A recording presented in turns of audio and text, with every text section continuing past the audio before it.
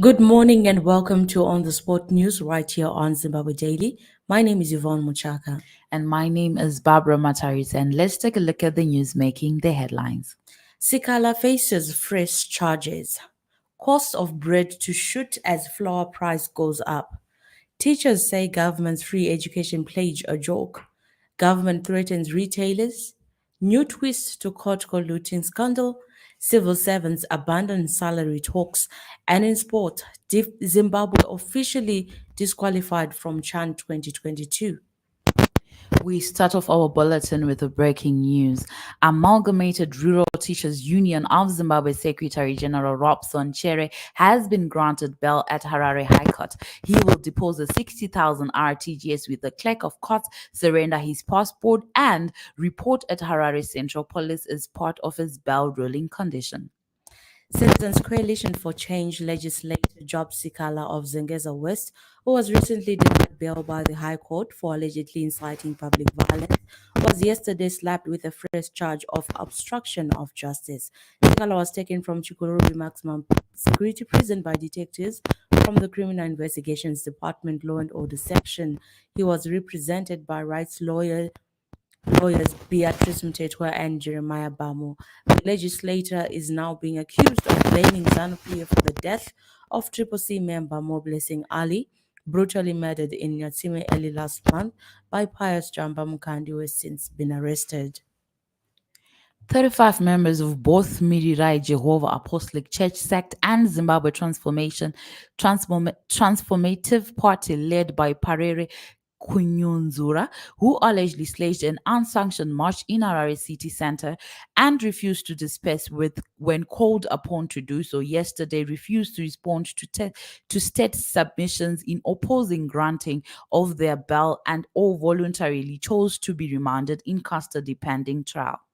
They told the court that they were anxiously waiting for their trial on a charge of criminal nuisance, which Harare Regional Magistrate Mr. Stanford Mambanje said should open in 2 weeks' time on July 26th. Mr. Mambanje took their refusal to respond as exercising their right to remain silent and gave them an opportunity to make a bail application on any day they wish to respond to state submissions in opposing granting of their bail. The state led by Mr. Anesu Chirenge opposed to granting the 34 bail, saying they were likely not to stand trial.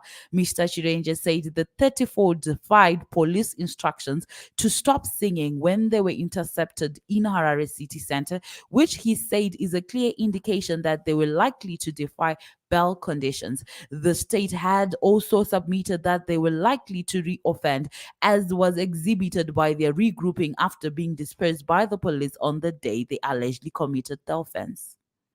The price of bread is likely to go up after flour prices rose by 10% yesterday.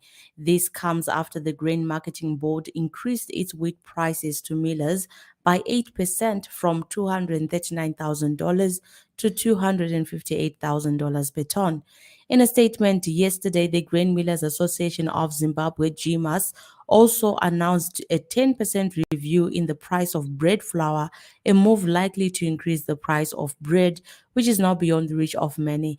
GMAS spokesperson Andrew Kunambura said the decision was made after noting serious inflationary headwinds in the industry. Teachers' unions have scoffed at government's ambitious plans to roll out free basic education next year, saying it was merely politicking ahead of the polls. For years, government has been promising free basic education, but has failed to implement the policy. The percentage of parents failing to pay school fees for their children has been fast increasing over the years, with more than 4 million children now unable to access education via government's basic education module BIM, as it is only able to cater for 1 million children. Meanwhile, many schools now demand fees in foreign currency, making many doubting whether government would manage to fulfill its free education pledge. In March, President Emerson Mnangagwa declared that the government was going to provide free basic education with effect from 2023. In 2018, government issued the same statement saying it would offer free education by 2019. Electoral watchdog, the Election Results Center, says Zimbabwe's total eligible voters should hover around 8 million, meaning that nearly 3 million people are not interested to vote. A graphic report produced by the ERC this week showed that opposition strongholds such as Harare and Bulawayo have the least number of potential voters registered to vote in the 2023 elections compared to rural constituencies.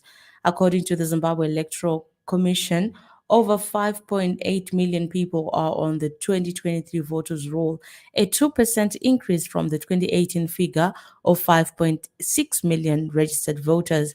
ZEC has promised to introduce more voter registration blitz. Government yesterday threatened to withdraw trading license of all retailers who are pegging their prices exclusively in United States dollars.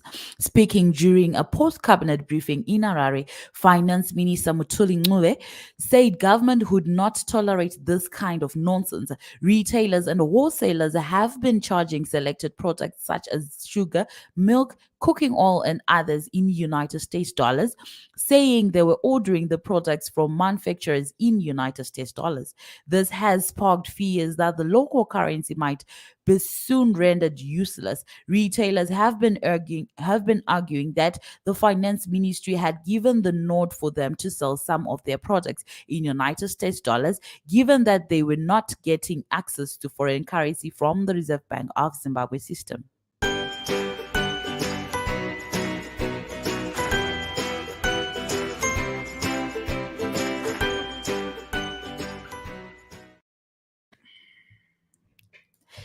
Civil servants have resolved to abandon all salary negotiations with government, declaring a full-blown strike starting next Monday after their employer refused to pay them in United States dollars. Workers under the Zimbabwe Congress of Public Sector Trade Unions, ZCPSTU, who include nurses and teachers, yesterday resolved to down tools beginning Monday to press for US dollar salaries.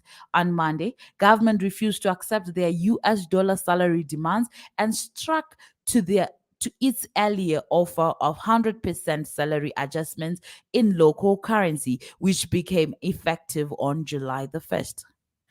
Chairperson of the Parliamentary Portfolio Committee on Lands, Agriculture, Fisheries, Water, Climate and Rural Development, Justice Meya Wajgajena, has been implicated in the Cotton Company of Zimbabwe Cotco looting scandal after allegations police raided a warehouse he stored imports meant for distribution to farmers.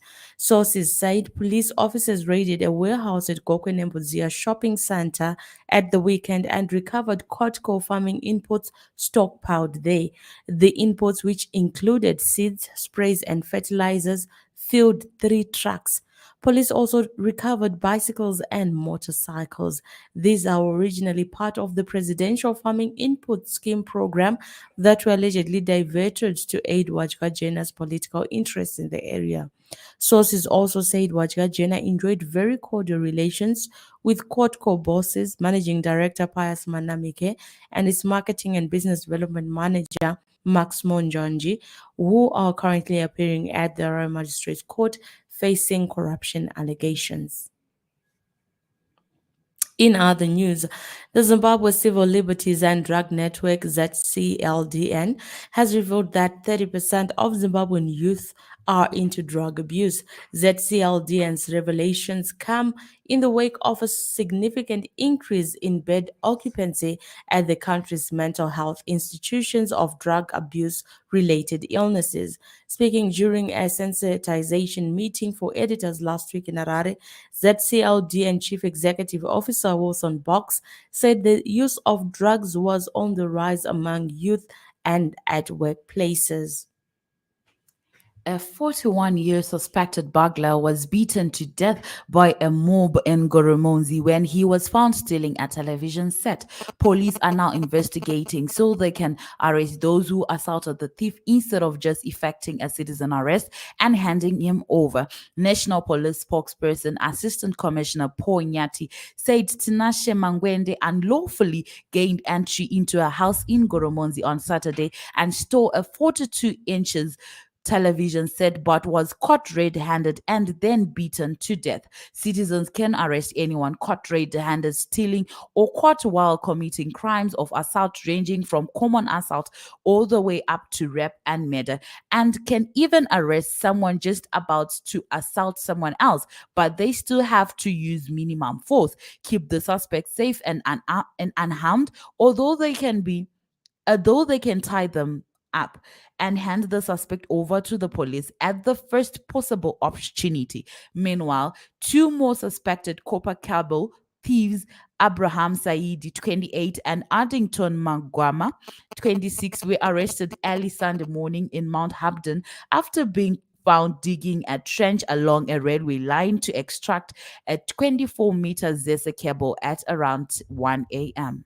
In a similar case, four CID police officers tasked to investigate a case of a stolen safe with over 80,000 United States dollars and jewelry recovered the money and then got tempted and stole it. The police officers recovered the stolen safe from the accused persons and stole the money for themselves and then hid some of it in a field. What a strange world, Barbara. Oh, wow.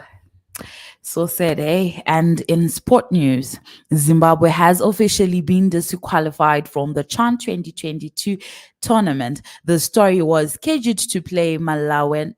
The country was scheduled to play Malawi in the first round of the qualifiers next week, but are failing to meet CAF conditions. The Warriors have been barred from taking part in the competition. The continental body wanted ZIFA to reinstate the suspended members Fulton Kamambo and Joseph Mamotse so that the FIFA ban can be lifted. Following the lapse of the grace period, CAF has taken the latest measure ahead of the start of the qualifiers next week. And in the English Premier League, yesterday at Bangkok, Manchester United battled with the Red Devils Liverpool in a friendly match. Manchester United thrashed Liverpool 4-0 in that Bangkok Century Cup pre-season 2022. And the sports news brings us to the end of our news bulletin. Now for the news making the headlines once again. Sikala faces fresh charge. Cost of bread to shoot as flour price goes up. Teachers say government's free education pledge a joke. Government threatens retailers. New twist to court colluding scandal. And civil servants abandon salary talks. That is all that we had for you and from me and from Yvonne. Is bye for now. Stay blessed.